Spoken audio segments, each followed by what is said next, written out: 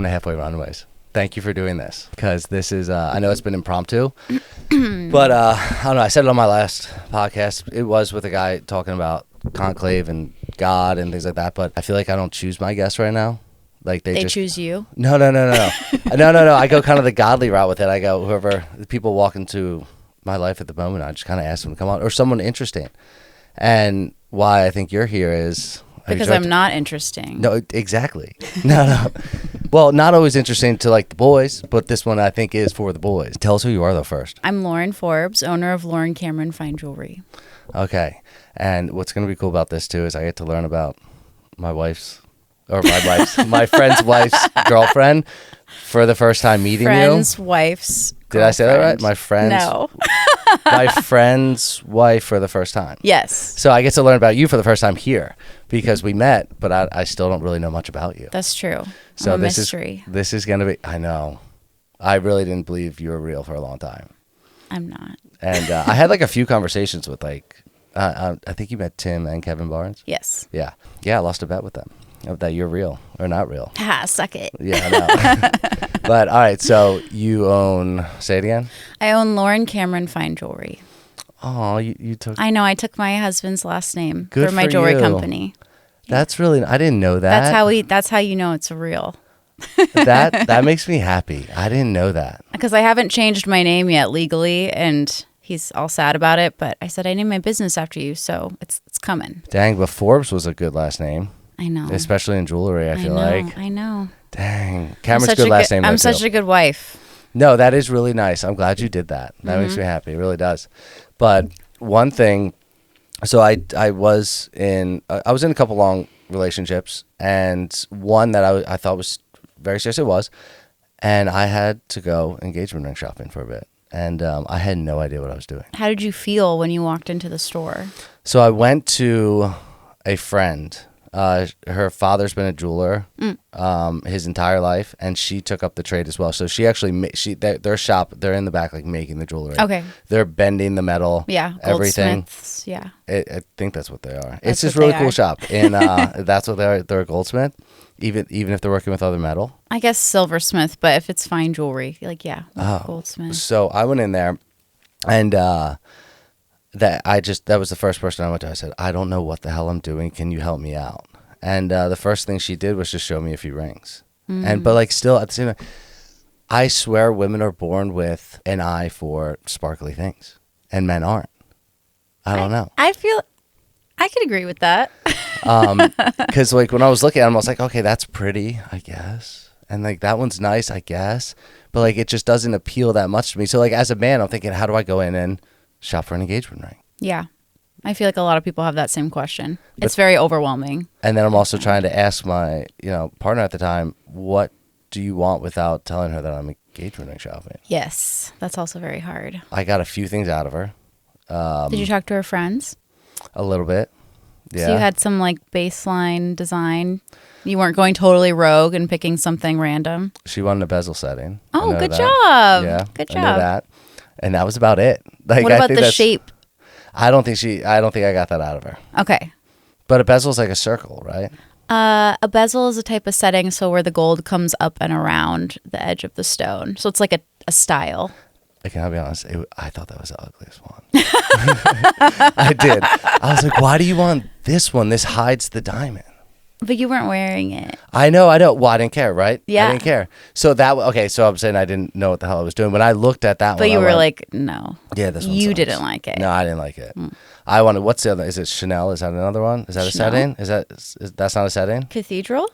Maybe. I don't know. You tell me. Prongs? What are the Jewelry top, jargon? What are the top main settings? Solitaire. Okay. Where it's just like one stone on a ring. I feel like Halo's another popular one. See, I don't know what any of these Bezel. look like. 3 stone. What is yours? Solitaire. Solitaire. And that's what, did you choose your ring? I did. I told Alex, my husband, that he was not allowed to propose to me with a stone. What do you mean? What does that mean? Because I'm in jewelry and I'm a gemologist, so I really wanted to pick out my own stone. And so I told him if he wanted to surprise me, he had to propose with a band. See, because I would have been upset if he proposed with a stone and I didn't pick it out. You made it easy. You're welcome, You got to Alex. pick it out. Yeah. See, that's what I have to do. I just have to marry a gemologist. Well, Yes. Okay. So when I think of a gemologist, I don't think of someone. I think of someone who studies rocks or Yeah. stones. You're looking at it. Okay. So how do you get into that? So I was a geology major in college. Oh. Yeah, rocks. And then I kind of pivoted into gemology after my senior year because I didn't know what I wanted to do. And I'm not a very good geologist, as in I don't like hiking and being outside in the field. I was more of like a lab geologist. I liked chemistry and those types of things. So once the gems come in, then you'll study them. You're not going to go out and find them. No. Okay.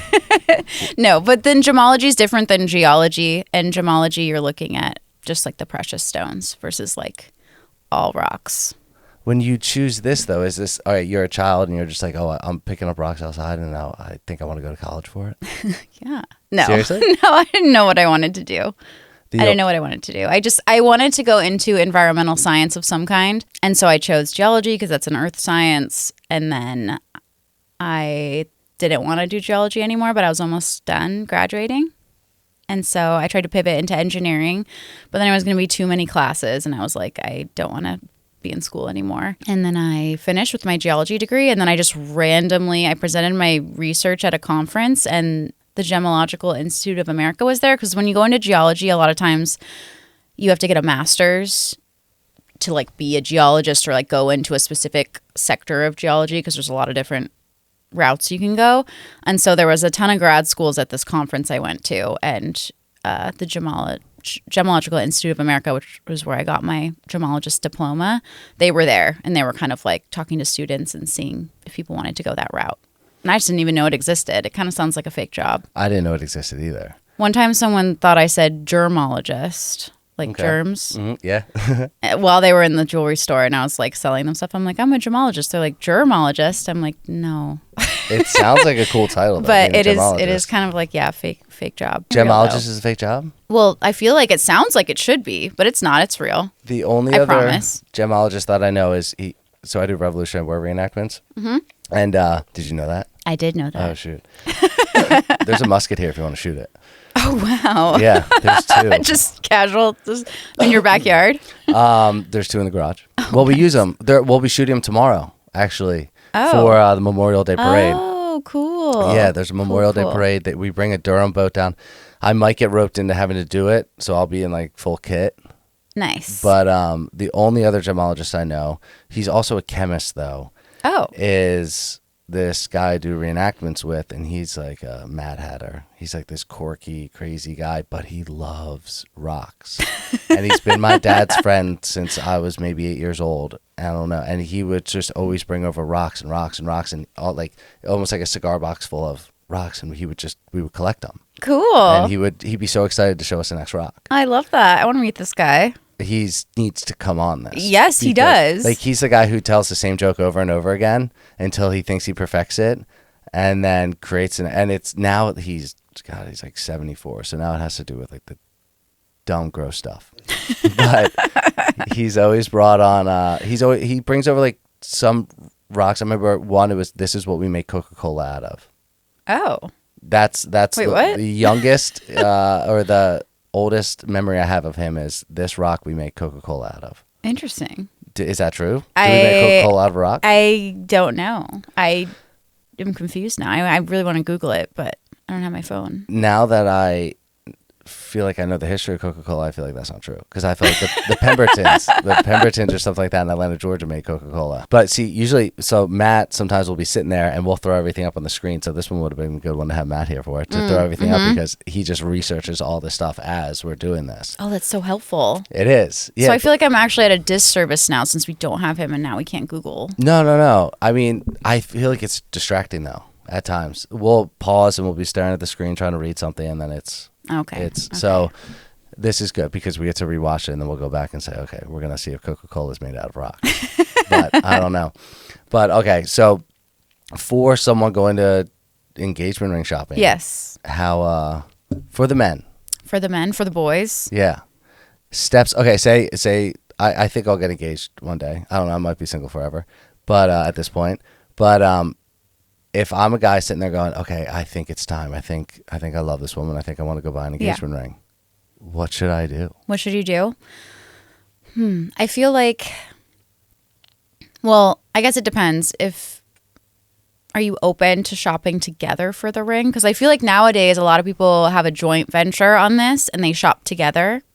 And then if they want a surprise, the one partner will go I want to surprise them. Off. Fully surprised? I want to surprise them. Like, I want it to be, I want them to be like, yes, surprised. I want, and capture it on camera. But what if both of you went shopping together to get some ideas, like you're gathering information, and then you're like, you never talk about it again, and you just know. And all right, let's go many routes with this. How do I go? Okay, route one. So that's one I recommend, because then you can get their opinion. You can get their finger size, which is very important. I tried to do that too. I got it actually because her dad has a bunch of, he's a metal detector. So he would he goes every single day, and he would always get different. He would pick up rings all the time. So we had this whole band of rings to size, and there were like it was like a 6, a 7, an 8. So I did not because I asked her dad. Oh, okay. So I did have that down. Okay. Well, good job, Frank. Yeah. So I'm telling you, I was doing it. You were doing it. Yeah, but I wanted it to be a surprise. Okay. I think that then talking to like her friends and family about maybe. I'm sure she has told someone something to just give you an idea of like a style. And if not, you could look at what jewelry that they're wearing. If they wear white gold or yellow gold, that gives you an idea of like the metal color that they might be drawn towards. Do you have an idea of what your partner was? Yeah, she loved gold. The yellow gold? That was the only jewelry that I would buy her was gold because that's what she liked so much. But yeah, it was usually like the lighter gold. What was that? Yellow gold or white gold? It was more white, I think. White gold, like silvery color? Yeah. Okay. Yeah. Good job. See?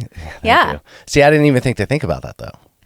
It's important. I feel like finger size, metal color are most important. And then you can kind of, if you really, really want it to be full surprise, which I don't recommend. Why?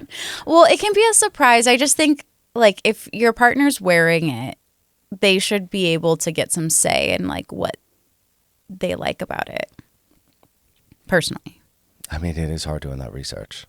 To make it a surprise to actually do that research is tough. Yeah. But then I had this thought: if we do it as a joint venture, like you were saying, then they're always going to be thinking, when are they going to do it? When are they going to do it? When are they going to do it? That's true. You know? Yeah. Like I wanted to just be like, oh my God. Yeah. You know, how did we used to do it? Well, I guess I feel like it was usually one of the partners kind of went off and picked out what they wanted and then proposed with it. Yeah, so it was the man's ring, kind of? Yeah. I feel like it was. I guess I like that the person receiving the ring can have more input.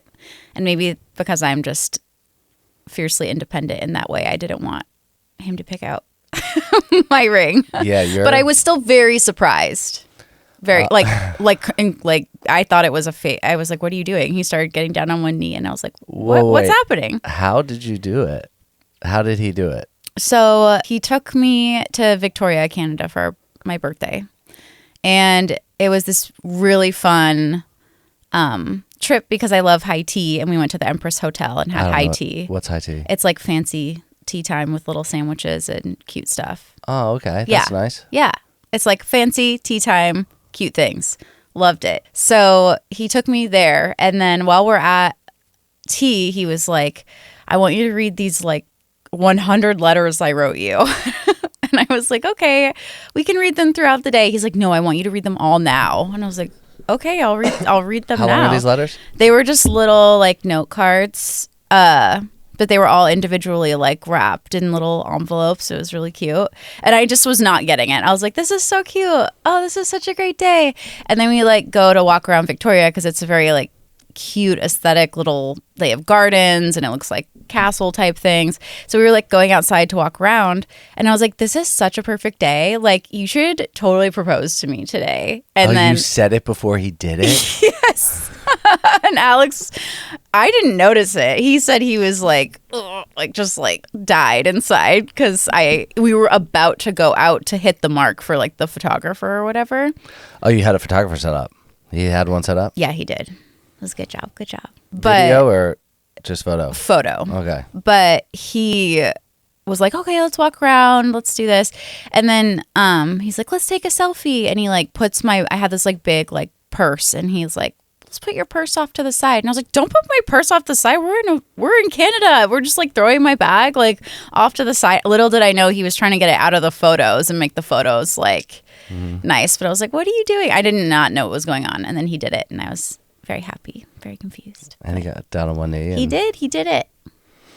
Yep. You still have those 100 letters or notes? I do, yes. Have you read them all?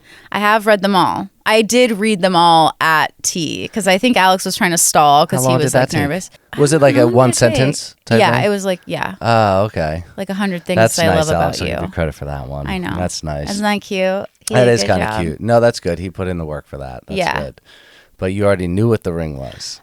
Well, technically, okay, I said get me a band. I just wanted a gold band, plain gold band. So we were doing it kind of backwards. I let him pick out the wedding band, and then I wanted to pick out the like engagement ring.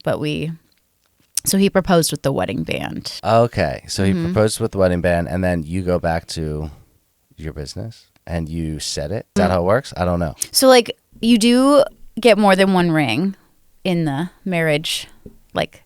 Usually propose with a ring, and then you get like a second ring for the wedding. Okay. Did you know that? No. That's okay. A lot of people don't know that. This is so silly that I don't know this. It's okay. I feel like 95% of people that come in to talk to me about it don't know they have to buy a second ring. What do you mean? Explain this to me. What do you have right now? You have your wedding band? I also bought myself a second wedding band just because I wanted to celebrate our 1 month anniversary. Sure, good for you. I used that excuse. I just really wanted the ring. Okay. but I have a wedding band and then an engagement ring. Okay, so maybe I did know that. So it sits like the wedding band, and then the engagement ring sits right next to it. Mm-hmm. And the man only wears one band. Yes. Obviously, right? Yes. Okay, so I guess I kind of knew that, just never really thought about that. Yeah. Yeah. All right. So he gets a band, and then you're like, no, this is what I want to wear. I told him to get me just a plain gold band. Just like something really simple. And then he bought me this other ring that I had said I had liked before. And so I was surprised with the band he got because it was one that I wanted but that wasn't the one we like agreed upon. So it was like still a surprise. Okay. Yeah. Now, see, so I feel like it makes your job easier for the guy to come to you with like as a joint venture. That's true. So it makes your job easier. So it's like a win-win. But if I want to go my route, which is full surprise. Full surprise. You're saying here's a checklist of things that you should probably do. You should probably know. Yeah. What kind of gold or... What kind of color gold? Because there's like a couple different colors. There's the yellow gold, the white gold, and then there's platinum, which is like the same like silvery color, and then rose gold. So you should know what gold. Let's break this down as if I'm a dummy, because I am when it comes to it. What's more expensive? What's less expensive? What's nicer? What's not? Is it have to do with like your skin complexion? Sometimes your skin, like your undertones, different colors will complement you more. Okay. But it's also personal preference too. But you said that your partner liked wearing. You could tell she liked wearing white gold. White or yellow, I think. So like you couldn't really like. So you could technically choose either one if she was wearing either one, because she like gravitated towards both. I'll show you after this what ring I actually did end up picking out. Oh. Did you go with the bezel even though you didn't like it? No, it was bezel. Oh, good job. Yeah. Yeah. Putting your own... It was an old Victorian style ring. Oh, cool. Yeah, I'll show you what it was, but there was one thing that bothered me about it. What? It wasn't a real diamond. It was the lab-grown diamond. Oh, no. Yeah, so talk to me about this. I didn't want that. I wanted a real diamond. And it bothered me because I wanted a real diamond.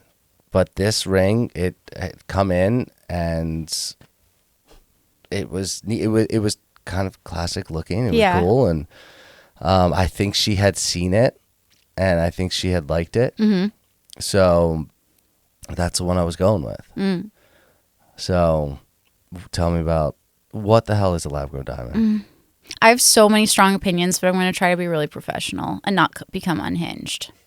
Okay. Because this is a professional podcasting place. Yeah, you got the lights. I'm wearing headphones. Halfway so I have Runaways? to. Yeah. Professional. So I have to. So I'm going to try to be professional, Lauren. I am not the biggest fan of them. What they are is they are technically a diamond, optically and chemically. So they look like one and they are one. Are they made under pressure? Yes. Yeah, in a lab. Mm-hmm. Okay, in a lab. So what does it start out as? It starts out like coal? I'm not really sure. I think they have like a little seed diamond, so like a sliver of a diamond, and then they grow diamond from it. I'm pretty sure. Don't quote me. We might have to research that. That sounds like a 3D printed diamond. That's what it sounds like. That's how we should refer to them now. 3D printed diamonds. I'm pretty sure they take like a little slice, a diamond slice, as like the seed, and then they grow from that. I think. You grow a rock? I think so, but I don't know. I don't know because I'm not fully in it. I don't sell them, so I'm not like sure, but I feel like I read that somewhere. Does it still have all the same chemical like makeup as if it's as sharp, it's not going to scratch, it's not going to... Yep, it's the same. But they're cheaper. They are cheaper. When someone comes in, you don't ever recommend it? Well, I feel like they are good if there's there's a customer for everything. As a gemologist, do you consider them a gem? So many hard questions, Frank. No, I guess I don't know either. Okay, technically, then a lab grown emerald is also in that same category, or like a lab grown ruby or sapphire. They're all kind of in that same family of like synthetic materials. So like synthetic gems. I'm against it. I don't like. I'm curious why you're against it, because like I feel like a lot of people come to me and have their reasons why they're for it, and I'm curious why you're against it. I feel like it's fake. I feel like I would be doing a disservice to the individual I'm proposing to. Interesting. I'd want to get them the real thing. I'd want to spend the extra money to be like, I got you a diamond, and that whole time I'd look at their hand and be like, that's not a diamond. That's not a diamond. I would feel like a bum. I would. I'd feel like they made that in a lab instead of someone in Africa dug that up for me. You know, I know that sounds fucked up, but like sounds so I know bad. how they get them. I watched a movie about it. Well, I know that's not how they get them all. There's fair trade diamonds, right? there is. Yeah, There is. They've done a lot of work to like help the industry. You know what did surprise me? I watched your Instagram a little bit, and I saw that all these diamonds come in little Little papers. Yeah. Yeah, they do. That's how diamond dealers transport them in little diamond papers. Yeah, why? That looks like I don't know. That's how we put like the busters tips in these little things. Little packets? Yeah, like little packets. But yeah, so why do they come in like that? I really don't know. It's been like that forever, and I think they're just easy to sort and transport. They usually put the like grading of the diamond on the paper. Wait. And you have to keep like you wouldn't want to put two diamonds in a bag together because they could scratch each other. I thought they can't scratch. They could scratch each other. Oh shit. Yeah. A diamond can scratch another diamond. Yeah. Oh. I didn't know that. Yeah. So they come in individually, one at a time. Yes, the bigger ones. Mm-hmm. The bigger ones. And do you actually cut the diamonds down? No, I get them already cut. You get them already cut. Okay. You said grades. What are these grades? So the grades are color, cut, clarity, and carat weight. Oh. The 4 C's. Yeah, I know you know one. the 4 C's. I do know them. I do know them now. Yeah. Because the clarity is like cloudiness. Yeah, that could be. Yeah, that's one. Okay. Cut is, explain cut. Cut's probably the most confusing because cut has to do with the way the light interacts with the stone. So it's kind of, I like to tell people it's like the sparkly factor. Okay. So the way it's cut will influence how the light reflects inside. Who's cutting it? They have diamond cutters that cut them. So they cut them into a certain shape. So like they get a diamond. Different right? shapes. I've seen what a raw diamond looks like, right? And now they're cutting it down into Different shapes. Shapes. So the cut is shape? Well, shape is a part of the cut, but cut is also like the proportions and the angles of the facets. And the facets are like the little cuts that they put in them. So the way they orient the facets and the angles influence the cut. Okay, so if I look at a diamond there's like 36 cuts that go around it, something like that. I'm making this up. I was like, it's not. Is it something like that? Like yeah, like 58 facets in like a round. Yeah. Okay, so what cut is that? A 58. So the round stones have a cut grade usually. The modern round brilliant cut diamond has a cut grade, but fancy shapes like a pear or a marquise or an emerald cut, they don't get a cut grade. According to the Gemological Institute of America, which is where I got my diploma from, they don't get like a specific cut grade because there's a little more artistry that goes into cutting them, and they haven't like nailed it down to like a science. But I find it really confusing because when you Google like cut grades of like a oval or something like that, there's a lot of opinions that come up of like what is the best cut grade, but there really isn't a universal standard yet. So it's not across the board for fancy shapes like ovals and pears and marquises and that kind of thing. My one sister has a pear-shaped one, and that looks cool. But you're saying that would cost more then to get it cut into a pear shape, or? I find that when they have a raw diamond, like a rough diamond, I've heard they let the diamond tell you what it wants to be. So they map out the shape that would retain the most rough because they're not trying to waste like diamond rough. And so I have found that fancy shapes like pears or ovals or marquises or emerald cuts tend to be a little less expensive than a round diamond, because round diamonds, when you cut it out of the rough, you lose the most of the rough. You don't retain as much. Where does this waste go? I don't know, but my most educated guess is they probably use it for like industrial grit. They're not growing the fake ones out of it? You know? I don't know. They might be. Like the diamond shavings, where do they go? Like, I guess, well, I feel like they're not wasting them. I know they got to go somewhere. Is that where like maybe the little diamonds come when you start getting like it around your band? Yeah. Like the little milli, ones? Yeah. Yeah. Are you eventually going to start getting little bands around that? Little more diamonds like that go all the way around? I would like more diamonds. Yeah. I'm looking at my sure husband. You would. You'll get them. Yes. You'll someday. Get them. All right. So. Okay. So we went through cuts. We're still on cut. I think. Do you feel like more confident in knowing that it's like the sparkliness factor influences like the light? I know more than I did. Yeah. Yeah. That's good. And by the way, I'm completely single and I have no intention of getting engaged anytime But now, soon, so now you're going to be like ready to go. I'm never going to ask her what she wants. She's going to get it. Okay? No. And then color of a diamond. So there's a color scale in the, it's called the normal color scale because you can get into like fancy yellow diamonds and fancy pink diamonds and stuff like that. But the normal color scale starts at D, so that's like the brightest, whitest diamond, and then goes down to Z, which gets increasingly a little bit more yellow, but not like enough to be a fancy yellow. Now, do you know why something's more clear and something's more yellow? Is it to have anything to do with where it's in like the world it was found? Chemical composition of it. Was it they've found can influence the color? Oh, like the part of the world it was found in? Or was it compressed longer or not as long, and that's why it's... I actually don't know. Me neither. So, okay, so you have color. Yes. And yours is... Mine is an... I'm going to keep going off of yours because I see it. Mine is an...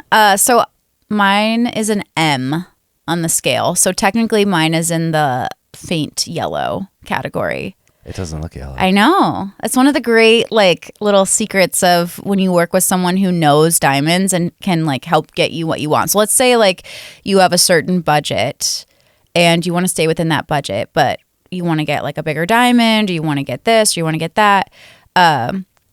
Little tips and tricks that someone who knows about diamonds, how they interact with light and everything like that can really help get you to where you want to be versus if you were just to like base your knowledge off like Google and just buying something randomly online.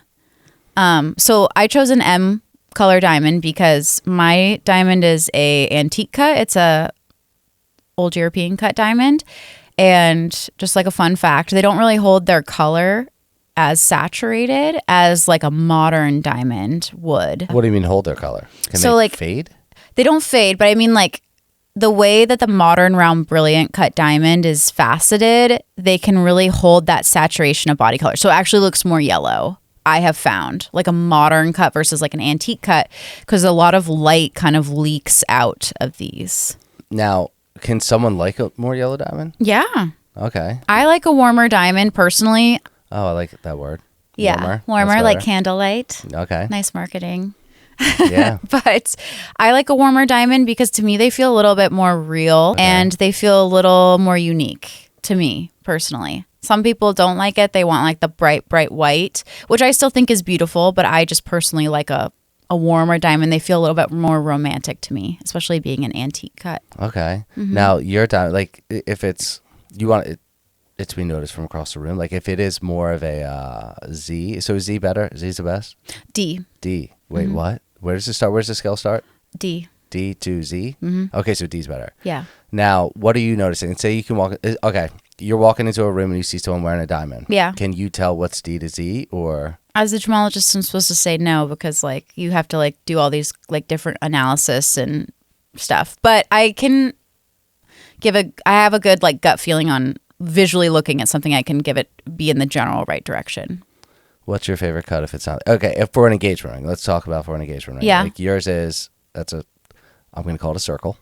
Okay. A round diamond. Oh, okay. Round works. Yes. A 3D shape. Okay. You said there was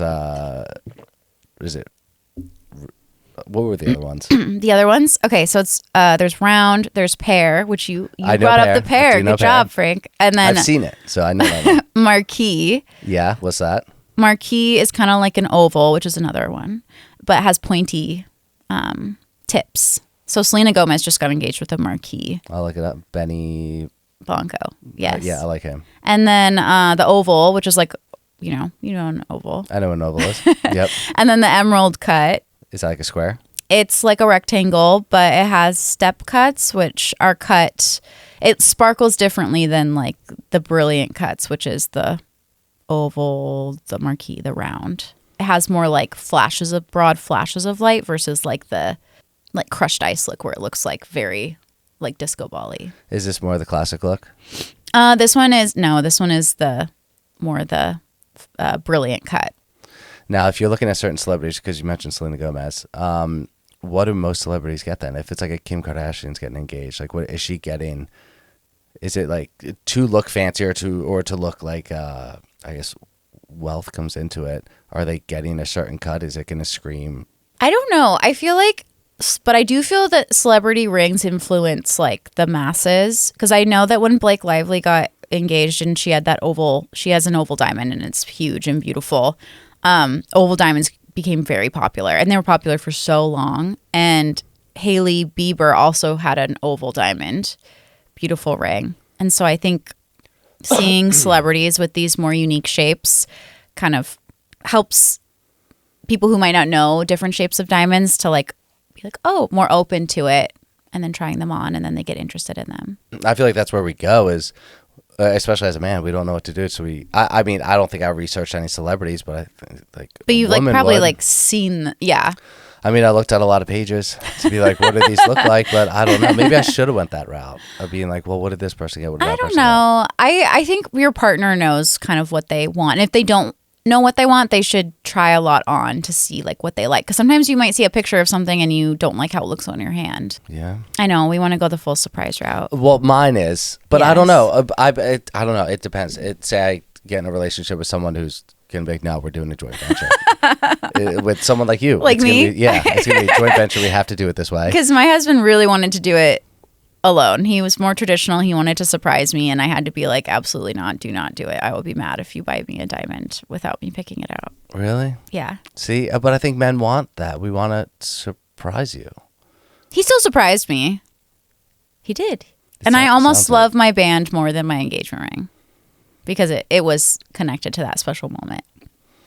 Yeah. See, I don't know. It's I'm asking. I want all these questions to be answered for anybody who watches this, but for myself in the future, is because I really don't know. Well, I mean, I know a little bit more now with you, but yes, a little bit. But if it's all right, so where do I go then? If I'm gonna okay, so we talked about cut Yeah, we got clarity. So, clarity is like when a diamond is growing in nature or in a lab, it has these like different characteristics, like little inclusions, different things that precipitate within the diamond.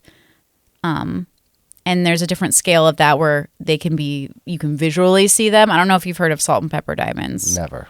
They're just like very, very included diamonds. So you see like the little specks and like the clouds and all the inclusions in them. And that's a good thing or a bad thing?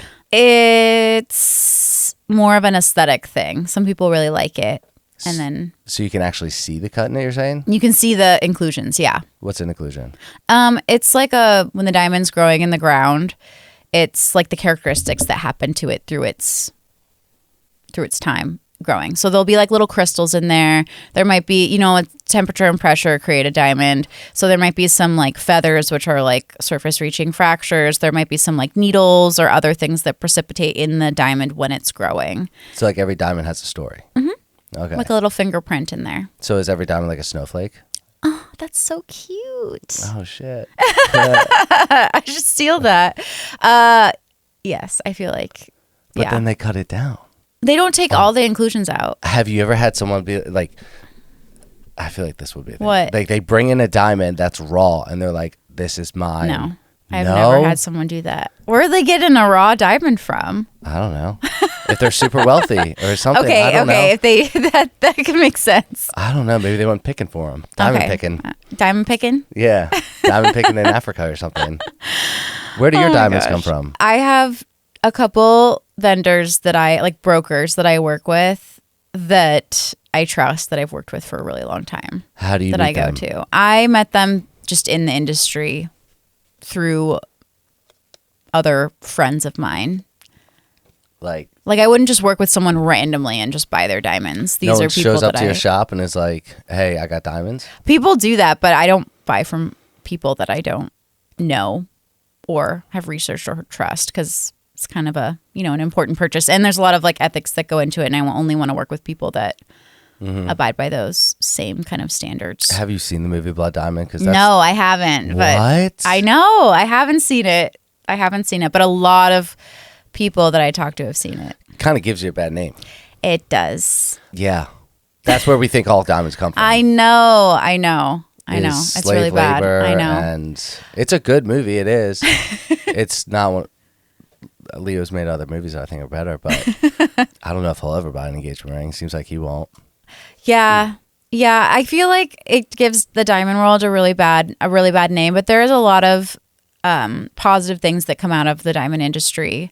There's still, obviously there's still negative things out there. You can't control every single part of the supply chain, but I do feel like there are small mining towns that really get supported by people buying diamonds from their town. Where are most of your diamonds coming from? What, like country? I feel like they're mostly coming from Africa. Why does Africa have so many diamonds? But I don't know. They're just they're very rich in natural resources. You ever think about that though? Why is Africa still such a third world continent when they seem to be so rich in so many minerals, especially things like that? Like that's where you think that they're not very fair trade. That they're coming, like if they were such a rich mineral country producing diamonds and oil and all these other things, you would think that the money would stay there, but it's not. That's where I think some people go, where are these coming from? You know? Like who's really getting wealthy off of this? Yeah, that's true. Because the country's not. But I guess you could argue that lab-grown diamonds are made in factories and really only making one person wealthy versus like trying to support an economy. Look, we're on the same page. I'm against them too. So I don't like them either. But I do think that there is a place, there is a place for them if someone really wants one. Like, I just think people should shop around because the prices of them are very volatile at the moment. Lab-grown? Yes. Why? Because they don't just have a factory where they can they do. They're pumping them out. They are. There's like an overproduction, and their wholesale price has really significantly dropped. But I feel like retailers are still capitalizing on this trend, and they're still charging an insane amount for something whose wholesale price has significantly dropped. So there's a surplus of them, and they're just trying to now control the supply of them. Isn't that what they do with diamonds though? Real diamonds don't, from what my understanding, that there is a surplus of diamonds. Like there is a group of individuals. De Beers, they have that whole bunch, thing. and now they're only letting a few go out at a time. I guess. Because they want to control the price of the diamond. Yeah. But with any mass-produced item, they can, like, the cost will go down with being mass-produced. Where's the cost of diamonds right now? I would, like, I don't know. How does it, like, I can understand the weight of gold and silver, yeah. right? Where's the cost of diamonds? Like, I feel like right now, like, buying a natural diamond is actually a really good, their prices are pretty low right now compared to other years. So I think right now is like a good time to buy them, especially because people have been so interested in lab-grown diamonds. I feel like it kind of hurt the natural diamond sector. People will argue that it didn't because it's like totally different clients, which I also agree. But I do feel like just with the economy in general right now, the price of stones like diamonds have gone down of what I've seen. I think this will get into the carat part then, because are diamonds weighed in a certain way? Carats. Like they're weighed in carats. Yeah. Okay, so say you get like a bundle of diamonds. Is it come in like a kilogram? Like how is it weighed? Like when you get it, you just get a diamond at a time, or do you get like how does carats? Yeah, so it'll be like if I wanted to buy a bunch of diamonds, it would be in carats. Yeah. Okay, explain that. How much is a carat? A carat is 0.2 grams. And then how much is a carat of a diamond, like a 1 carat diamond? Yeah. It kind of depends on a lot of factors because it depends on like the clarity, the color. But carat equals weight. Carat equals weight. Yeah. Okay. See, I've never known that. And the cut will affect the price. So like all these things affect the price, which is why it's so hard to have be like, what is the spot price of a diamond? There's so many factors that go into it that it's like, I need more specifics. So you'd have to take the one diamond and, okay, all these diamonds are one, is it gram, did you say? You just carats. Okay, 1 carat. Yeah. They're all one, oh yeah, my bad. Okay, so they're all 1 carat, but these are all M's. It's 1 carat M's, 1 carat, oh man, what are the other ones then? Clarity? Is that M's clarity? No, M is color. M is it's color, okay. I would say, so like usually my like ballpark pricing that I give to people is like if you want a 1 carat natural diamond and it's kind of like middle of the road, meaning it's like kind of middle of the road color, middle of the road clarity, and it's 1 carat, I usually say about $5,000 for the stone in a ring, like a solitaire. Altogether. The stone in the ring. Stone in the ring, a solitaire. Nothing crazy. It's like, pretty simplified. And then I say like, if you're budgeting about $5,000, that to me is like about 1 carat in a ring. And then if you want to go up to 1.5 carats, it's usually, I say, about like $12,000 in a ring. This is just ballpark pricing. Of course, it could go up or down a little bit. Like usually 12 to 15 is where I like to tell people they could get a 1.5 in a ring. And then 2 carats is really tricky because when you hit the 2 carat mark at natural diamonds, there is a jump every time you get to like a little, like, so I'd say at the 2 carat mark, the 2.5 carat mark, the 3 carat mark, there's like significant like jumps in price. Yes, in price, because it's more rare to have a bigger diamond just in nature. So 2 carats, I'd say like $18,000 to 20 plus, but there's a big range for those because you could go down in color and clarity and get it a little cheaper. You could go really high in the color, like really bright white and really clean, and then that would be very expensive because it's just more rare. But that's my like kind of ballpark pricing estimates. Now, are the lab grown measured the exact same way? Lab grown is significantly cheaper. They are still price, like their color and clarity and cut still like affect their price, but they're like a fraction of the price. I can't even like really quote them because there's prices going down every day, I feel like. So, but they're measured the same way. They're measured the same way. Yep. The 4 C's. Yep. 4 C's. See, that's I don't know. Again, I'm against lab grown. I just don't want it. I just want like what's grown of this earth, I guess. I don't know. But all right, so any more about Carat? What else should I know about Carat then? Let's see. No, I feel like Carat's pretty self-explanatory. It's just going to be how much Its it weighs. size. Yeah, how much it weighs. Sometimes the cut will influence the carat weight. So I really like an Asscher cut diamond. An Asscher is a square emerald cut. But the Asscher cut looks really small for its carat weight. So, for example, like a 2-carat Asscher cut diamond will look like a 1-carat round diamond because of the way it's just like the way it's cut. So it can get a little confusing in those ways. Because like, bit, yeah. Yeah, this whole thing is confusing.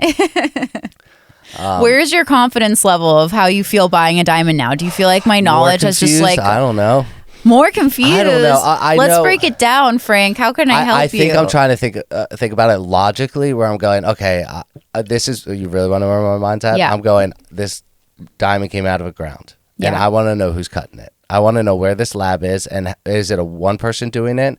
Like I don't know. You mean cutting a natural diamond? Yeah. So there's cutting centers. I know India is a really big cutting center for natural diamonds. And so these diamonds get picked up, they get sent over to India. And so is it like one person is cutting this diamond themselves? Because how did they used to do it before machinery? You use other diamonds to cut, like you'll use other diamonds to wow. cut each other because nothing is as strong as the diamond. So they use them to cut each other. And And now I know they use lasers and like more machinery to like Yeah. map it out and make it really efficient. Yeah, it's probably done real quick. Mm-hmm. So it gets sent over there, and you're going to use like this little like pick to get. That's how I picture one man sitting in there, No. and he's got a diamond, and someone says, "I want it to be cut this way, 57 cuts or whatever," and he's just. What if he messes up? This is the Michelangelo diamonds. That's what it seems like. I feel like they got it down to a science. I'm pretty sure they map it out with lasers to make sure that it's like they know what they're going to cut it into. Like they see the rough, they're like, okay, this looks like it's meant to be a pear. And then they'll map it out. And then they'll use machines, I feel like, to get close. And then someone will cut. I feel like they hand finish it. I don't actually know. And you can get anything you want. Like you're like, hey, this client wants a specific shape. I can get this. Yes. But I'm not I'm not communicating with like the cutters. I know people that can cut a diamond, but You deal with the when brokers. I deal with the broker who already has the cut stones. Does this feel kind of powerful when you get like a shipment of diamonds that come in? I guess so, yeah. I mean, it would. I You're feel like this is a lot of money. I feel like I'm desensitized to it because I've had so many around me all the time and I've just worked in it for a while that I am very desensitized to it. But I still find like I still think it's really cool and I still get like a childlike wonder around it because I'm very interested in like the science behind them, but I am desensitized to just handling them because it is my job. So when you get a shipment in, you get like excited. You're like, these are all new diamonds. And you unwrap them. And where do you put them? All right, they come out these little They come in pieces. papers. Yeah. And then where do you put them? Well, then you'd put them in a safe. Oh, okay. That makes sense. Yeah. Anyone ever try to like heist? No. Heist? No, I didn't hope think not. No. Yeah. Just a Don't thought. give people ideas. Usually I don't That's an old idea. I don't buy diamonds for stock. I usually will borrow them to showcase them and then my client will pick which one they want and then I will buy it. Oh, okay. So And it's a really common practice in the trade, especially for like independent designers, because it would be a lot of upfront money to buy your own inventory. But a common practice is called memoing, which just means that you'll borrow some diamonds to show, and then if it sells, then you buy it. So most of the diamonds that sit in should I call it a shop? What should I call it? My like office, or I don't actually have like a storefront. I'm Okay. more like independent. Well, a storefront or whatnot. Yeah. Most of those diamonds that come in Yeah. are not theirs. They just have them, and then certain ones are bought, and the other ones they go back. Yes, not everyone though. I would say that's what I'm doing because I'm a smaller business and I can't afford to purchase diamonds for stock, but I do see it as like a very common practice, and it's smarter that way because then you keep your inventory low. Yeah. But bigger jewelry stores that can buy diamonds for stock, like they do. Like I have friends who own jewelry stores and they definitely buy diamonds for stock. When do you break away from where you were to going on your own then? I've always wanted to have my own business. But you were working for someone. Yes. And we don't have to talk about that if you don't want to. But so you break away. How scary was that? It wasn't scary because I wanted to do it. Oh, good. Yeah. Oh, that's good. That's a good answer. Yeah.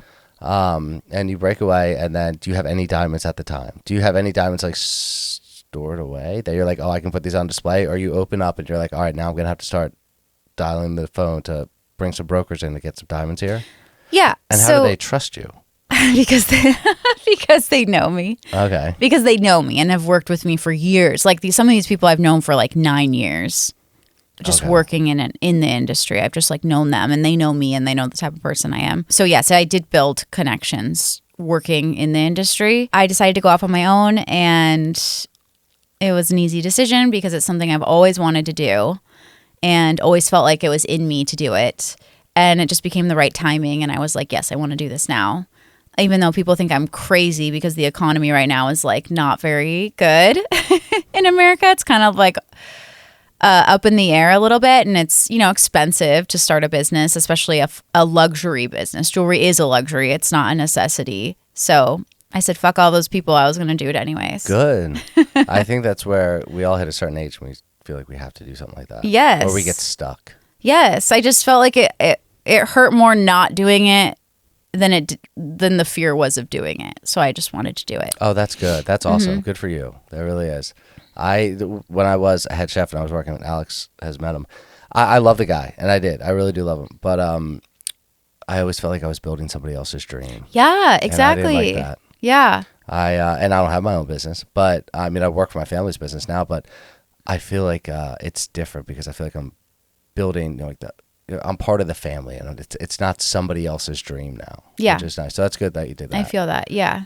But so do you call these brokers? They come in. They're just going to send you a few diamonds. How many do you have in stock at a time? I only really shop for a client if they're active. So you don't have anything on display for them to see? Nope. I'll bring it in for them. I like to get an idea of what someone likes. It can be a very overwhelming process, as you can imagine, as you've experienced. So I really like to talk with them and listen to them and kind of come up with a game plan before I start just showing them random things.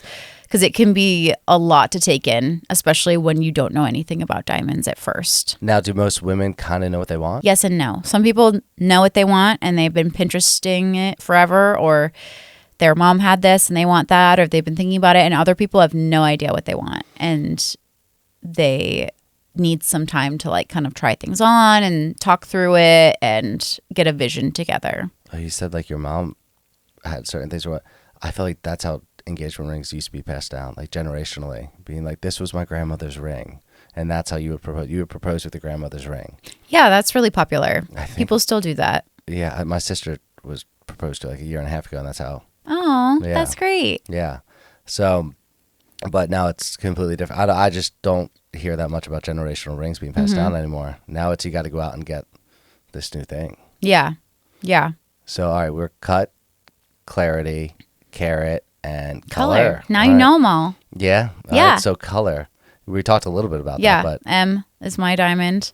Oh, yeah. I forgot that's what the M is. Okay. Yes. So color is D through Z. Yeah. Okay, so it's the alphabet. Yes. And I love playing around with color of diamonds because it's one thing I find is kind of like a secret weapon. I feel like when you're Googling it and you're like, oh, I really you see the scale and you're like, oh, I don't want my diamond to be yellow. I want it to be white. I don't want it to look yellow. But a lot of times the faint yellow ones don't look yellow, especially if you're putting it in yellow gold. So it's one of my favorite little tricks to you can go down in color and then put that money towards carat weight or clarity, things that are a little more I feel visually pop out. But these are the 4 main C's. So if you're going, okay, I can spend a little bit more money on the carat if you got to cut it from somewhere else. On the color. Mm-hmm. And if I want the clarity to be a little bit better, this is kind of what you're doing. You get whatever information you're getting from this person. You go, okay, they have $15,000 to spend on a ring, and you're going. Usually, do they know what kind of shape they want? I like them to know what shape they want. It's okay. Let's start there then. What's the number one thing you want a client walking in? If I'm walking in there, you're gonna go, I want to at least know this shape. I think budget's most important. Okay. And then shape. Budget, then shape, then what? Yeah. I like to have the client put their ranking of color, clarity, carat weight in order of what's important to them or their partner. So like if someone comes in and they say that like color is number one to them, then I know that that's at the top of the list, and then we can play around with other things, but I don't want to mess with like the color. So they're saying they don't care about the color. Like say, or they want the best color, meaning they might get a smaller ring. Yeah. They might get a smaller stone because if that's more important to them. Because like I know what's important to me and for my own ring, but I don't know what's important to other people. It might be something different. Yeah, but like what are you getting? Like I just feel like people want the biggest ring. Not always. I don't know. I guess it depends upon the person. Yeah, it does. It does. And that's why I think it's good. Because they're showing it off, right? That's true. But And sometimes bigger isn't always better. Yeah, but they'll look and, men, maybe, not all men, right? Because there is some high class individuals out there. They'll look and be like, I know what that is, But women are going, oh, it's beautiful. And then behind your back, they're going, did you see the size of that thing? You know what I mean? Oh my gosh. I hope not. Oh, I grew up with 6 sisters. I know. Okay. And they all have friends. So, but I feel like as long as the person who's wearing it loves their ring, it doesn't really matter what other people think. Yes, I hope so. Yes. I hope so. That's what it should be. Because like if you look down at your hand and you're like, oh my gosh, I love it so much, then it doesn't really matter. I hope I never propose to someone who's going, I wish it was bigger. Oh, that would be so horrible. It would break my heart. That would be awful. Yeah, because like I probably worked really hard to get that ring. Yes. Yes. Yeah. And there's always upgrading. I don't like something I get really that really like not bothers me, but I want more people to not feel so much pressure getting their engagement ring because they think it's like the one thing only. They have to get this design right, and if they can never change their mind, and they get so stressed out about this one decision because it is a big decision. It's an expensive decision, and they don't want to get it wrong, which I can see where the anxiety comes in. But if you just allow yourself to get what you want and what you like now, even if like let's say it might feel trendy now, you can always change your mind later. You can always reset your stone into a different setting. You can always upgrade your diamond. You're not like stuck with it. And I feel like people feel like they just put like immense amount of pressure on themselves. And because I'm so desensitized to like jewelry and stuff, I kind of sometimes I forget that. And I try to put myself back in their shoes. And recently we've been remodeling our house, and that's been like really hard for me to visualize because I am not good at visualizing house stuff. And like, really? I felt like, I know it's weird that I can visualize jewelry. I can't visualize my like home remodeling. And I had someone tell me like, you can always change out these faucets later. Because I was worried about being so trendy. I'm like, I really want the gold, but it feels trendy. And he like gave me that permission to like change my mind later. And it really helped me feel a lot more calm. You just relieved a lot of stress from me. Because that's yes. The thing. It's like what I could work hard for today is what I can work hard for today. Yep. But maybe I can get you something better later on. Yeah. And that makes it exciting and fun. And you can celebrate life milestones together by like, I don't know. Because that stress kind of takes away a little bit of why I'm doing it in the first place. Like that is part of it. I'm going, wait, I thought I just wanted to be with this person the rest of my life. But now it's, I'm so worried about if I spend enough, if I got the right thing, It's stressful. Or you can always add diamonds. You can always add diamonds. And you can always change it and upgrade it. Or like, let's say I know price is a big thing of why people go towards the lab grown is because like the price is a lot less than the natural. But if having a natural stone is important to you, then you can always upgrade later or like celebrate something later. Or let's say you get a lab grown now, but then later down the line, you can always upgrade to like a natural or maybe it doesn't matter. Some people don't care, which like breaks my heart. I know some people just like don't care about the stone, but I physically can't not care about the stone because I just love. Well, that's good. I love what I do so much. Well, that's good, I guess. I don't know. Then I go and get a lab grown one.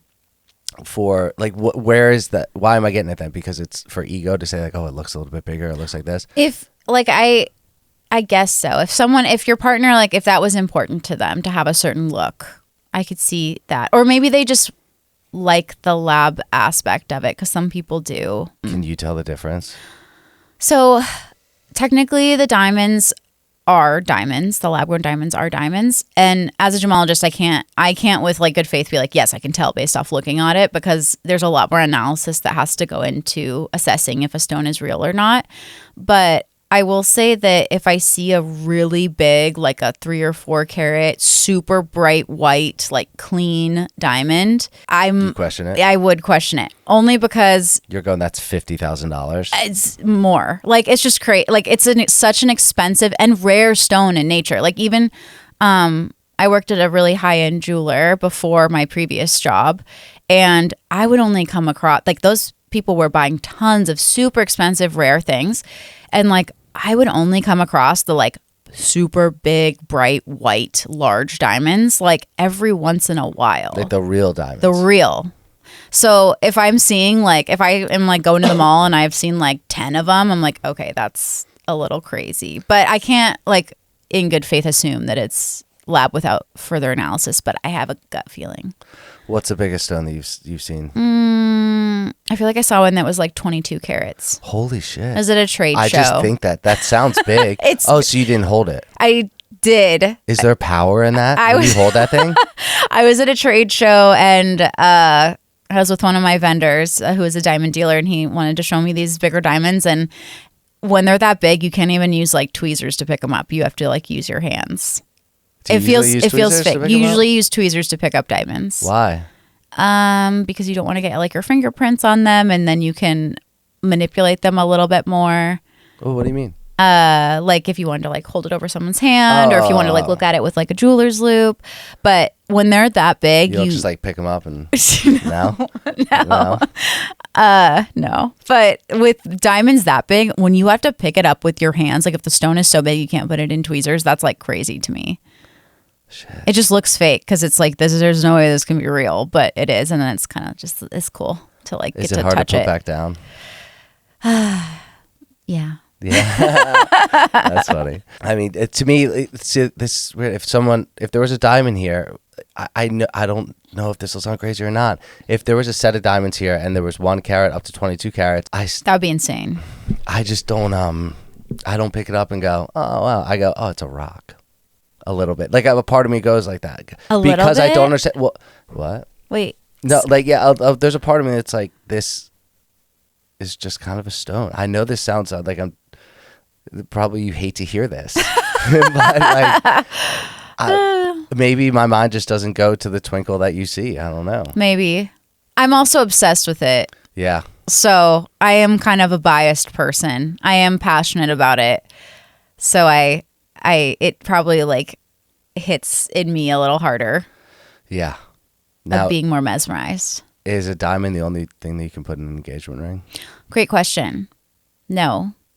A lot of people I found, like I have helped a lot of clients with sapphire engagement rings. Sapphires or rubies are great for an engagement ring because they're really durable and scratch resistant. Yes. Those are the only 2 I would recommend other than a diamond. Huh. Yeah. I just never think about that you can do that. I don't think I've ever seen an engagement ring that's Oh, not a really? diamond. I'm not looking too hard, but it's really popular. I feel like nowadays to get more of an alternative stone. Really? Yeah. It just, people are trying to be different? Yeah. Now, what's the price point on getting, you said sapphire or ruby? Is that what you said? Yeah. So rubies are expensive. As expensive as a diamond? So rubies are, I would say, like, they call it like the king of gems. It can get, for a very fine ruby, can be like crazy expensive. But sapphires range. So like, I would say blue sapphires are usually not always more expensive than like the other colors. Not always. But I have sold a lot of teal sapphires as engagement rings, and pink sapphires, and blue. Are they on the same scale of the C's? It's different. Completely different. Completely different. So if I'm going sapphire ruby shopping, colors most important. Okay, well that makes sense. Yeah. But cut.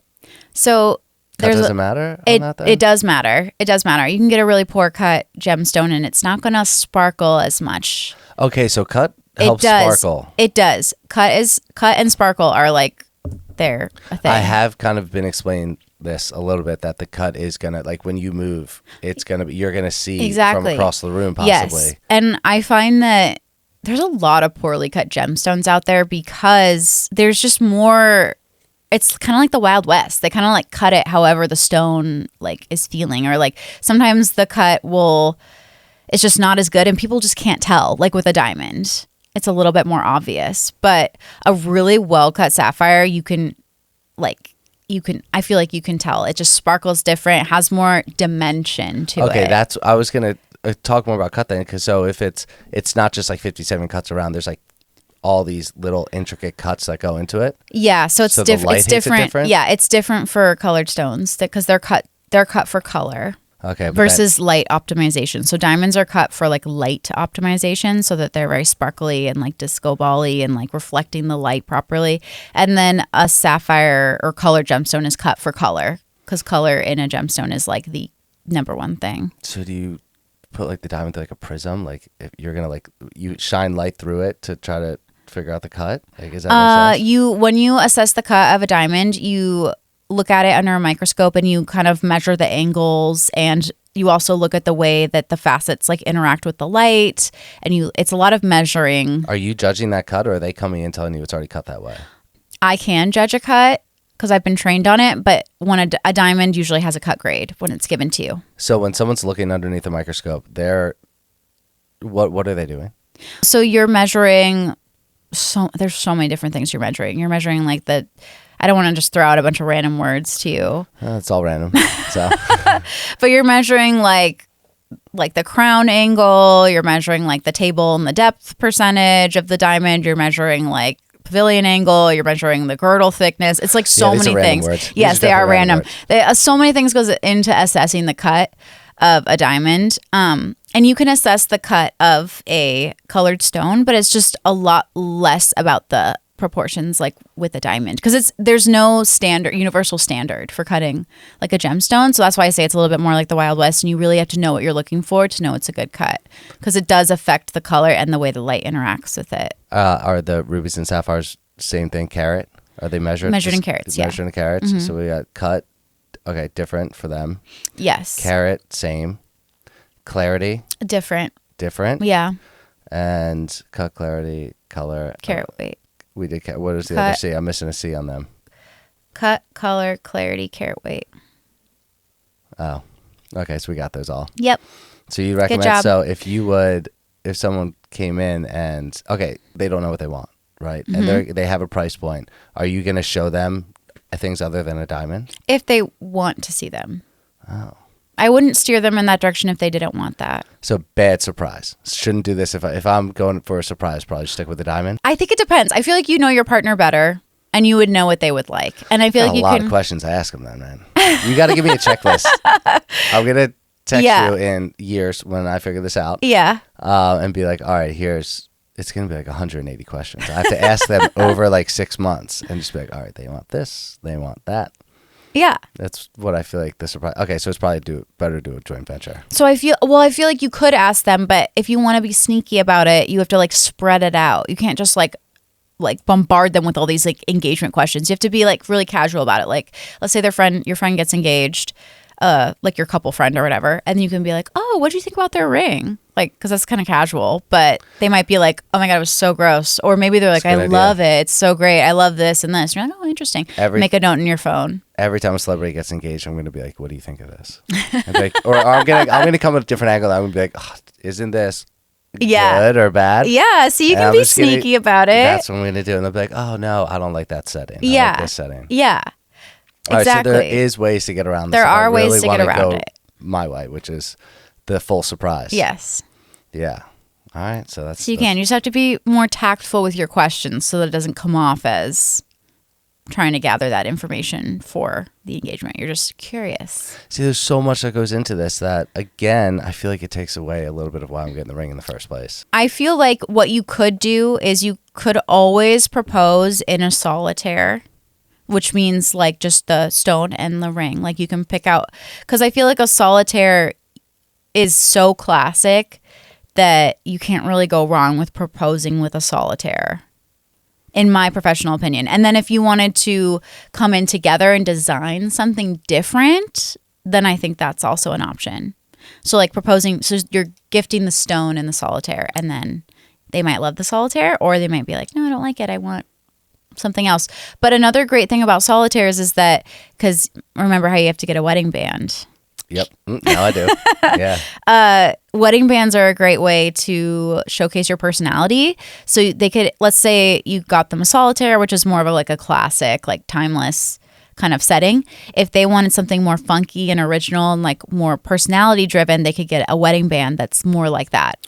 What's a wedding band to me is just a piece of metal, right? That goes around. So I'm saying it like that so you can explain it, okay? No, I'm not. I'm saying it because that's what I think. What makes a wedding band a wedding? Like yours is, it looks like it's got some grooves. Yeah. So I feel like, well, one, people's taste is different. So sometimes people just want traditional, like I wanted Alex to get a gemstone in his wedding band, but he said absolutely not. And I was kind of bummed about it. Oh, someday he'll get a stone. But he just wanted a plain gold band because that to him, that's what a wedding band was. Look. Yeah. I like that. So like, I know there are some people like male and female that want something more classic and then also want something a little more fun and funky. To me, like a wedding band, you can switch it in and out, which is just what I do with my wedding bands. I have wedding bands that I like switch up. Not everyone does that. Some people just want one wedding band, but I'm a jewelry person. So what do you expect from me? You should. Yeah. I also want multiple like engagement, like I want multiple like engagement rings throughout my lifetime. Like Victoria Beckham, I think she has like 20 or something. And I'm like, that is goals. Yes. Oh, nice. Yeah. That is pretty cool. Yeah. So what should I know about wedding bands then? So wedding bands, you usually pick them out together. So it's a lot less pressure. Oh, thank God. Yeah. See? All right. And then, so your partner really gets to pick out their wedding band. Is it usually gold? It can be any color, but usually gold, white gold, platinum.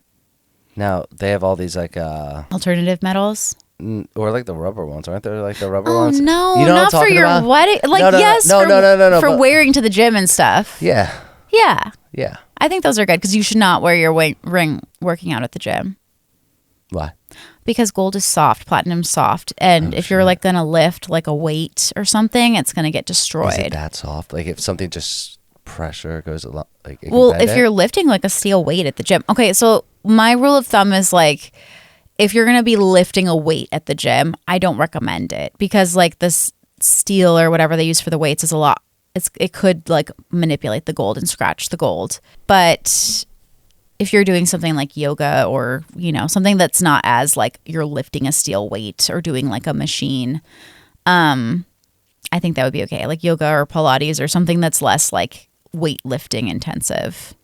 When I thought about this, like there was kind of like a fantasy about it where I was like, I wanted to wear the wedding band. Like it kind of felt nice being like, oh, I'm going to be able to wear this thing. Yeah. Like it was. Like at the gym or just in general? No, just in general. Just in general? Yeah, it was like kind of nice to think about. Oh, you liked it? Okay. Oh, yeah, I did. Question for you. Would you ever wear an engagement band? As in like you wear... What the hell that is? Like while you're engaged, you wear a ring. Like a promise ring? Also, well, I don't know. That sounds lame when you say it like that. You were just making a promise ring sound better. Because I know there's some people that like their partner will wear a wedding band also, like during the engagement. I was like, Alex, would you ever do it? And he was like, no. No. I just got some traditional men on my hands here. And that's because I feel like it's taken away from the ceremony again. Okay. I will put that band on when I'm on the altar, when I'm at the altar, and I get to wear that band. Yes. And then I'll do it. But then I feel like it's taken away from that moment. Again, I want the surprise. I want the moment. I don't know what you're saying. You can just say it. Oh. Until what? Yeah, until what? Oh, to dinner. Yes, I want it to. Okay, well then that's cute. I like the traditional part of it. I want that once that ring goes on my finger, I want to go, okay, like I'm yours type thing. Aww. Yeah. No, I think I am. So I like being in a relationship. Yeah. I just don't always do the best job at it. Okay, well, I think that's kind of cute because you're coming from it from a romantic side and sentimental side. I'm not going to wear around a promise ring. I've already made a promise to you. Like, that's I don't have true. to show No, it. it's true. It's true. I was just curious because I know that's like a thing people do sometimes now. So I like hearing both sides of it. Yeah, I just think Yeah, I like all of the lore to the surprise, and then the lore to I've made my vow, now I put it on. It's like that's a commitment. Yes, and I've made which that. I think is really cute. I do. There is something about the surprise of the engagement that I think is really sweet. But I'm also biased because I am a jewelry person, and I don't know. I am a female who's wearing an engagement ring that I do want to be a part of the design process. No, as you should. You should be doing that. I agree. Like, I could probably compare it to many other things, but I don't know. I think I would do relationships completely different moving forward than I did in the past too. So I don't know, but yeah, I don't think I'd ever wear a promise ring. I just think it would be kind of odd. They people would think I'm married, and I have to go, I'm not. Not yet. And then I also think it's kind of controlling. Oh, okay, Yeah. okay. Like we're not there yet. I didn't Got make it. a vow to you yet. You know? Not yet. Yeah. Like, and I'm not saying like in a slippery way of saying No, I know. that. You just want to. You want the ceremony to be special. I do. Yes. I really do. Okay, that and makes then sense. I want to, and then same thing for the other person as well. They can wear the engagement ring, and it's like we've set the promise, and traditional as well. You know, it's the men just don't do that. Do people do that? They do. You don't feel like they're cucked a little bit? Like, No, I like just you think better wear that, honey. You better make sure. No, I just think it's different. Like, different people have different preferences. I think it's cool either way. Are you pro them? If they want it, if that's what makes them happy, I think it's kind of cute sometimes. What makes her happy. I think it can be kind of sweet because, like, the girl gets to wear the engagement ring, the guy gets to wear it. But it's just personal preferences. So, like, it's whatever makes you feel, like, happy. Because being engaged is such a fun time. It's such a special time, especially in the beginning. Because then when you start planning the wedding, it can get kind of stressful. So the beginning engagement time is just such a unique time in your life together as a couple that any way you want to celebrate it, I think, is special to them. And it's to the individuals. Like, if they want to both wear a ring, I think that's really cute. If they don't, like, obviously my husband didn't want to do that. So like, and I still think it's cute because he wanted to have the traditional wedding thing. So I just think it's more about the couples and what's important to them. And I like that nowadays things are a little bit more about the couples and less about like this is just what you have to do, and it's more individualized, which I like. Yeah, I don't know. Again, I want to go back to like what the ceremony is going to be about, like what matrimony is about. Like I'd like to stick to like I don't know why I'm so dead set on the tradition, but I feel like He's just a traditional guy. That's what I am. I actually just got interviewed by Pop Sugar. I know what that to talk is. about engagement ring. She was talking about engagement ring culture and kind of like, how did you hear about engagement rings? Like, what influenced your decision on engagement rings, and how like engagement rings, it's kind of cool, is like one of the things that connects us as like people. Like, I feel like every person wants love and connection. Yeah, whether they're 100%. like married or not, like, but when you do solidify that bond through some type of like commitment, like a marriage or a ceremony or something, and wearing rings has become a symbol of that, it is kind of like this cool nod to other people in those relationships to be like, yeah, we're committed, you have that loving and caring relationship. So that was kind of cool to think about on like a cultural level, because she said she never, like, the person interviewing me, it was really interesting. She was like, once I got engaged, like, people wanted to see the ring. They talked about engagement, and it got me thinking that people love or want love and connection just at the core of their being. Absolutely. And that's one way that people can feel connected to each other. Like, when you're like married and someone else is married, it's kind of like bringing a connection point. I believe that's all we want is connection, for sure. Since Alex is kicking us out, what else should I? What else do you know? Yeah. About going shopping? This one too. What is there something about diamonds that people do not know about? Like, is there any kind of uniqueness that you're like, oh, this is a rare thing about diamonds that people do not know about? Or it could be any stone if you want, but diamonds being like, this is actually a really cool thing about diamonds. Maybe how they're made or anything. Or do we know? I feel like nothing sparkles quite like a diamond, which sounds so lame. I hate that sounds like a sentence commercial. came out of my mouth. Yeah. But the way that they can interact with the light is unlike any other stone I've seen. Their optical properties is just, it's just so beautiful. And to think that that was created in nature. And I think that's why I get so hurt when people are like, I don't care about the stone or the diamond, I just want a lab grown. To me, it's like, it's a little more magical having something like like literal buried treasure that you're wearing. Cool way to look at it.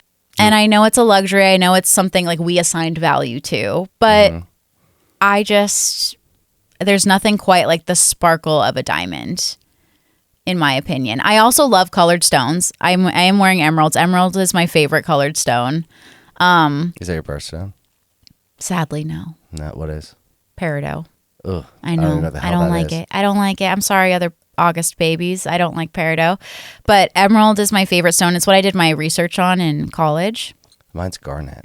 Oh, yeah. January. Yeah. Garnet's really cool. Yeah.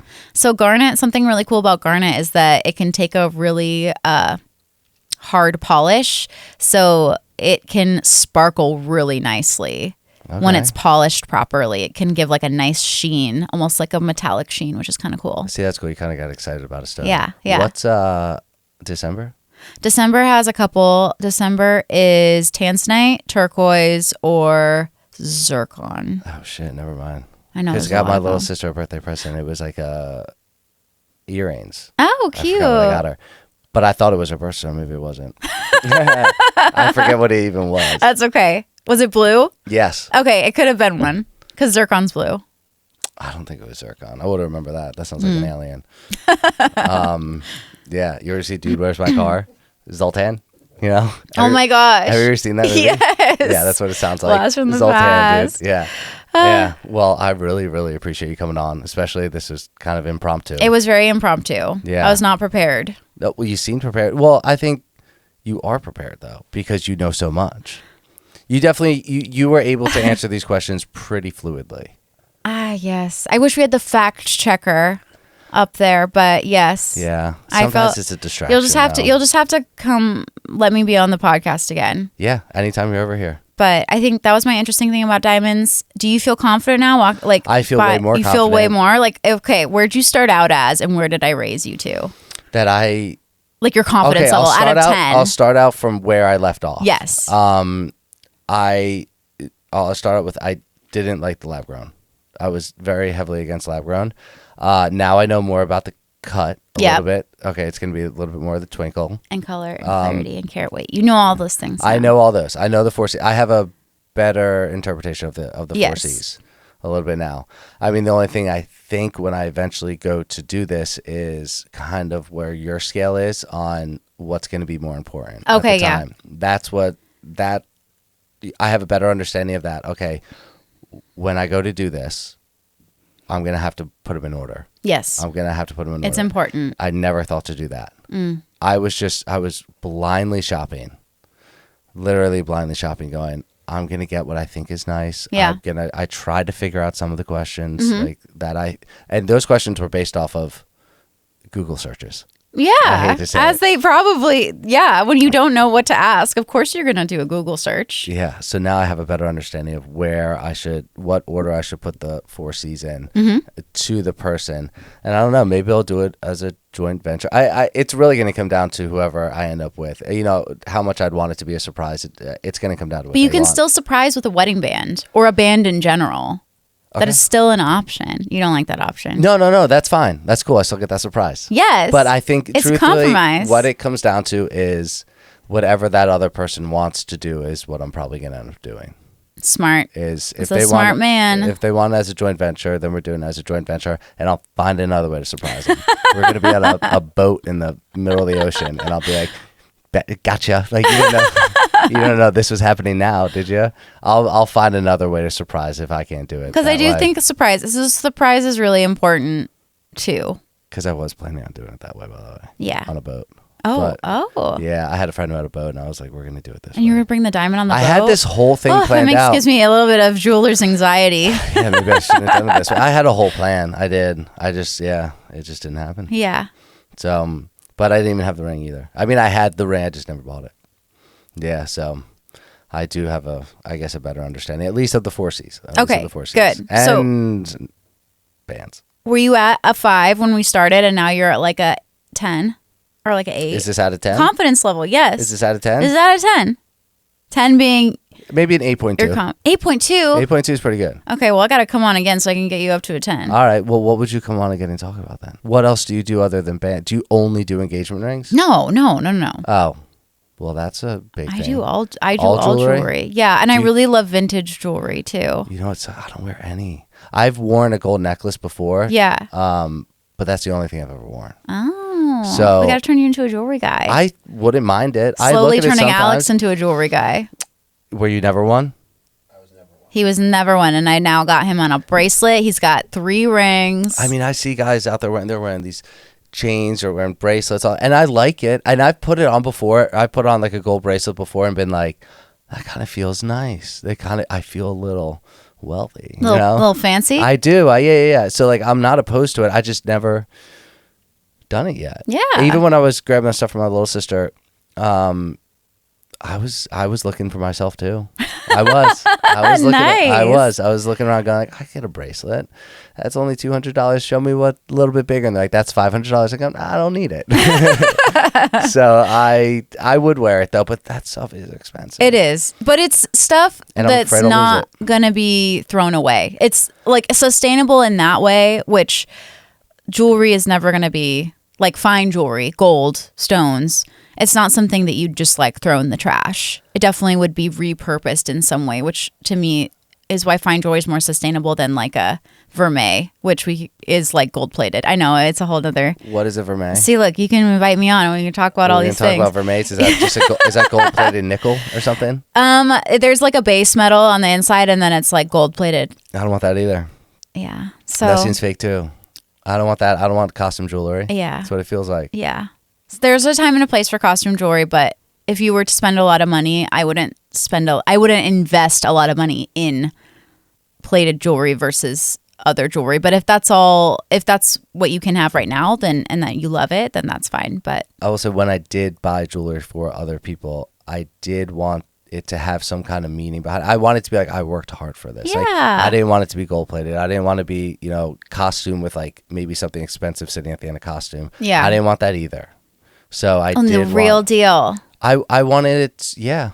I guess, yeah. Which is special. I like that. Yeah, I wanted to mean something or be real. Yeah. I did. I didn't want to just jewelry is expensive, and I do know people use it to express themselves. So there is like I have costume jewelry that I used to wear all the time, collected it. And then I've just slowly been seeing like what I like and what I like to wear a lot. And then I will like invest in a fine version of that. So slowly like trading out my costume jewelry for the real thing. But it is expensive, and it's like more of a collection. It's more of like a long game versus like a short thing. I mean, that's kind of cool though. Yeah. That you do it that way. You don't have any mentors that you looked up to and be like, I want to have, like, who's your favorite person? Like, who wears jewelry? Who? You like that I'm like, I want. You look out for, and you're like, they have the best taste. Celebrity. I guess we'll go off them. Celebrity. And you're like, God, they always wear the best stuff. And it's theirs, because I know sometimes it's just they borrow it. Yeah. I can't think of anyone off the top of my head. I know. Does that mean I'm not a true jewelry lover? No, I don't know. Is it? No, I can't think of like a specific person.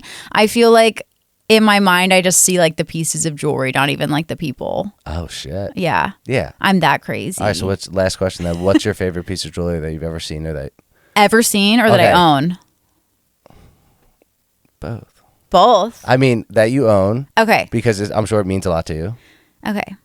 So my favorite piece of jewelry that I own, there's 2. There's one that's, I feel like, mine, and then also part of my engagement stack. So my wedding band means a lot to me because my husband picked it out, and it was a surprise.